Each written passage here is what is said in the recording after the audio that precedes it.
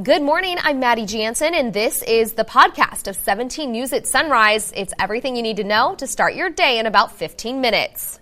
In the spirit of the Golden Empire, this is 17 News at Sunrise.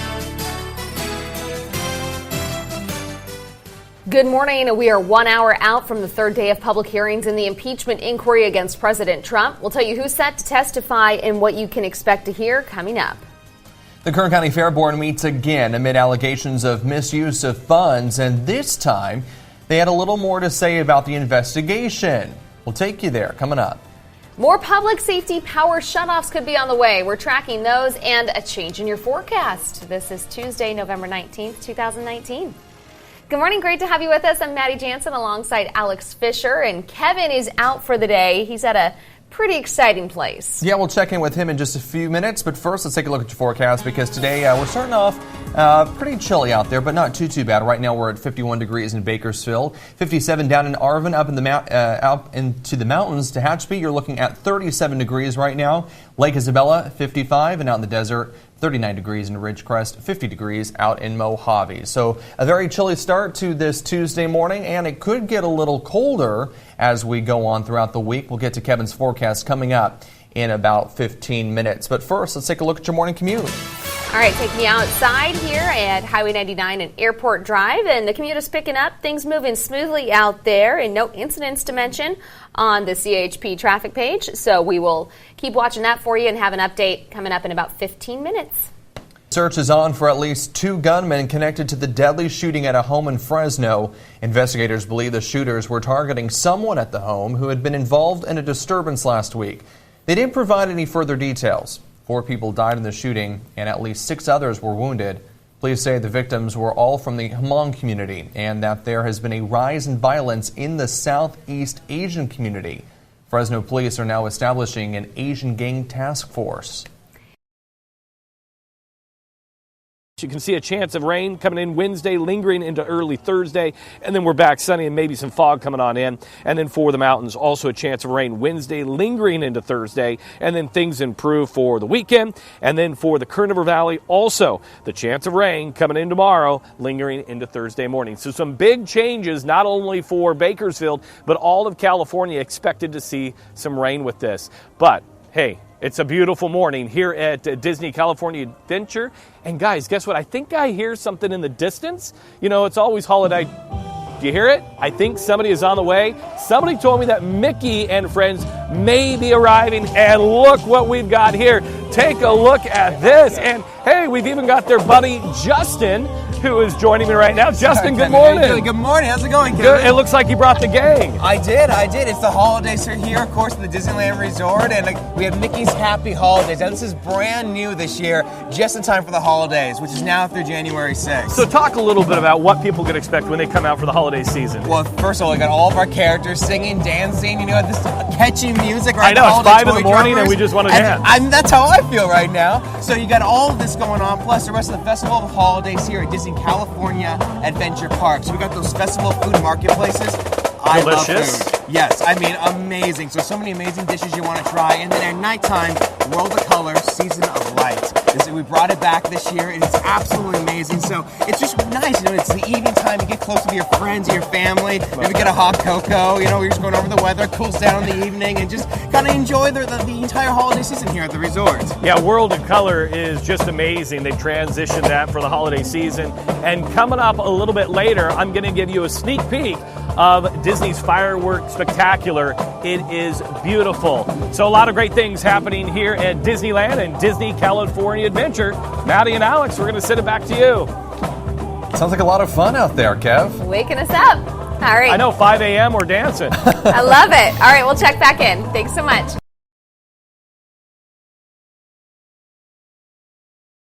And it's been more than 2 months since 17 News first broke the story about a state audit alleging senior officials at the Kern County Fair mismanaged and misused hundreds of thousands of state-funded dollars. The Fair Board had its meeting last night, and 17's Aton Wallace was there. Monday night's meeting certainly was not as confrontational as last month's meeting, but nonetheless, people who attended demanded transparency. Good. How are you? Good. Kern County Fair Board CEO Mike Alcott and Kern County Fair Board members gathered Monday night for their monthly board meeting, the second such meeting since 17 News first broke the story about this state audit released in August, alleging senior fair officials misused hundreds of thousands of state dollars and resources. But board members have never publicly commented on the audit, citing legal reasons. Monday night's meeting was no exception. Due to whistleblower law, we are unable to disclose the name of the fair that was subject to the state auditor's report. But those in attendance still voiced their concerns. I'm so disappointed. The name of our county and the veracity of our Kern County Fair is extremely important to our community, and I can't begin to tell you how disappointed I am. I'm going to be here until this gets resolved. If it's this fair, have you done anything about it? Again, due to whistleblower law.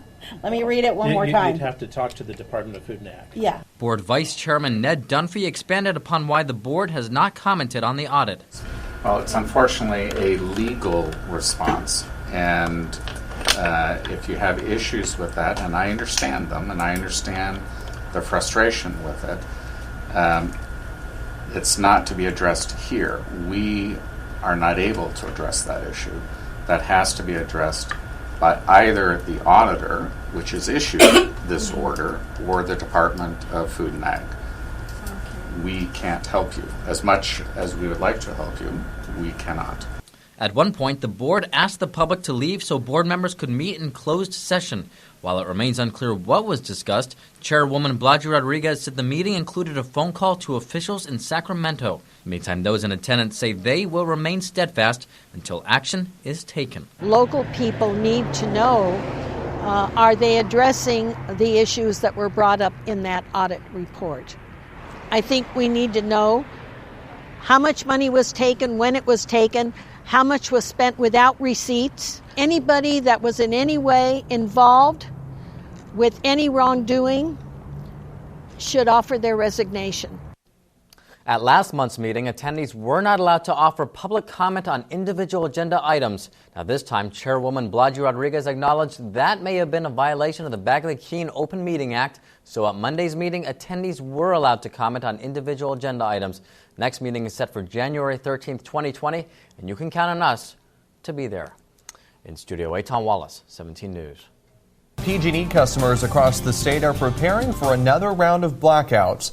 The utility company says more than 300,000 homes and businesses in 25 counties up north may be impacted beginning tomorrow. Kern County is not on the list of areas that could lose power. The utility company blames dry conditions and high winds, saying there is an increased fire risk.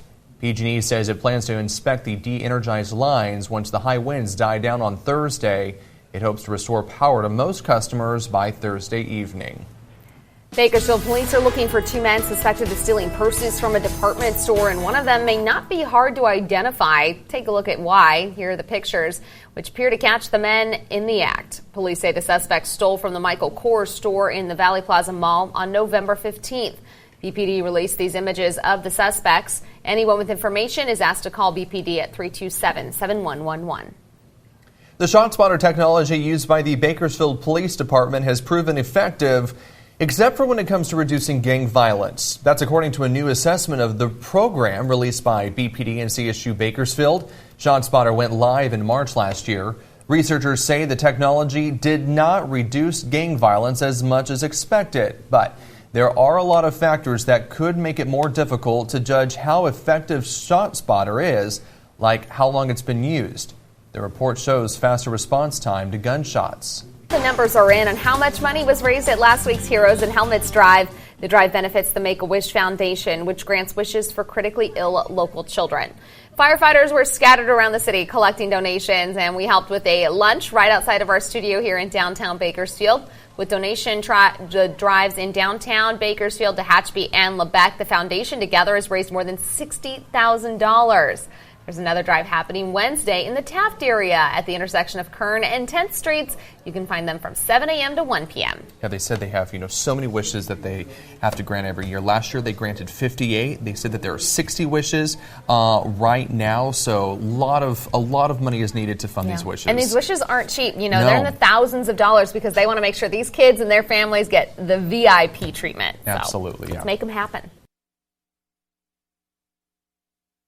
Testimony continues this week in the House impeachment inquiry. And 17's Aton Wallace is joining us live this morning with a preview. Aton, we've got, it's been a busy couple of weeks, and we've got even a busier week this week with all the hearings set. Oh, yes, it has. Here we go, Maddie and Alex, day 3 of impeachment hearings, and certainly a number of people will be testifying this week, and that includes 4 today. So I want to show you these 9 witnesses testifying this week, or they're scheduled to testify over the next 3 days. All of this stems from a July phone call between President Trump and the President of Ukraine. The President of America, President Trump, is accused of withholding military aid to Ukraine in exchange for investigations of the President's political rivals. So today, 4 officials will testify. 3 of them were listening in on the July 25th phone call between President Trump and the Ukrainian president. Lawmakers will hear from Jennifer Williams. She is the top advisor to Vice President Mike Pence. In released transcripts, Williams described the call as unusual and inappropriate and said Trump's request for specific investigations was a personal political agenda. Now, in today's afternoon session, former Special Envoy Kurt Volker and NSC staffer Tim Morrison answered questions. Morrison previously said he did not think there was anything illegal about the call. Also up this morning is Lieutenant Colonel Alex Vindman. Now, he described the call as troubling and reported that to the top lawyer at the United States National Security Council. And now the president says he is strongly considering submitting a written testimony to the committee. So, of course, this comes after public testimonies last week from 3 witnesses, including Bill Taylor. He's the top U.S. diplomat in Ukraine. George Kent, he's a Deputy Assistant Secretary of State who worked on Ukraine and 5 other countries. And we also heard from Marie Yovanovitch. She's the former U.S. ambassador to Ukraine who said she was the target of a smear campaign and was forced out. Now, as she was testifying, the president tweeted, quote, "Everywhere Marie Yovanovitch went turned bad. She started off in Somalia. How did that go?" Now, House Intelligence Committee Chairman Adam Schiff said last week he considered that tweet real-time witness intimidation. But President Trump said he had every right to tweet it out. So speaking of tweets, we will be monitoring tweets this morning. In the next half hour, I certainly will be coming back on to let you know of any tweets. Interestingly enough, is we have not seen any tweets from the president, from Congressman McCarthy, from Congressman Cox. Kind of quiet this morning. I think it was also quite surprising yesterday when he did come out with that tweet in the morning saying, actually, I'm going to consider testifying maybe via written answers or something like that in this inquiry. I think that was kind of surprising. I don't think many people expected to see that. Right, and I think you're right. But even the person who probably did not expect that to happen was Speaker Nancy Pelosi, who encouraged the president to do just that. And then the president said, I'm going to do just that. That was the response, yeah. Mm-hmm. Right, that was the response. So a lot could be happening, not just today, but in the next few days. And, of course, as Alex mentioned, that is today at 6 a.m., so just a little over a half hour away. Yep. All right. Thank you so much, Aton. We'll check back in a little bit. All right, we're back with more after this. Mattel's limited edition nonpartisan Uno deck removes the classic red and blue cards, which could be seen as politically charged. They were replaced with more politically neutral colors of orange and purple. As you can see, the packaging is purple as well. The new deck also introduces a new veto card that reads, "No politics." When a family member breaks the no politics rule, just veto them. If that doesn't work, you can still make them draw 4. The Uno nonpartisan deck can be found at Walmart stores with a price tag of $5.99. I think I might have to invest in some of those. Well, the day after Thanksgiving is one of the busiest shopping days of the year, but it's also one of the busiest days of the year for plumbers. There are things that you can do to avoid needing to call a plumber Black Friday. Money expert Stacey Johnson explains. I don't have one specifically because I'm a plumber and I don't want one.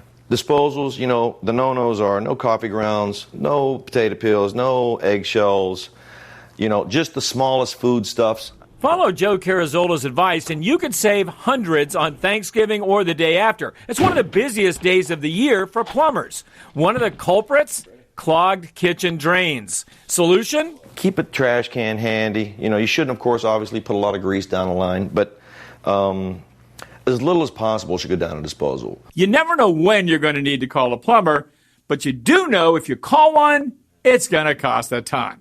So what you need is some tips to make sure your plumber isn't sitting down at your Thanksgiving table. First, don't use your garbage disposal as a trash compactor. Keep bones, fibrous veggies, and potato peels out of that disposal. Next, don't flush things like baby wipes and cotton balls down the toilet, and even avoid some so-called flushable wipes. Nothing other than toilet paper and human waste should be going down the toilet. Got a house full of guests? Wait 15 minutes between showers. That's not just to let the water heat up again, it's to let your drains clear. Also, if you notice in the weeks leading up to the holidays that your drains are running slowly, do what you can to fix them, or have a plumber out and have them fix them. And if something does happen, try to find a plumber that doesn't charge extra for emergency calls. Bottom line, the only way you want to see a plumber on Thanksgiving Day is if they're on your guest list. So don't let them put a drain on that wallet. Get some more tips and information. They're waiting for you at MoneyTalksNews.com. Just do a search for plumber. For Money Talks News, I'm Stacy Johnson. Money Talks is brought to you by your local consumer credit counseling service. If you've got debt problems or just want some free budget counseling, call today.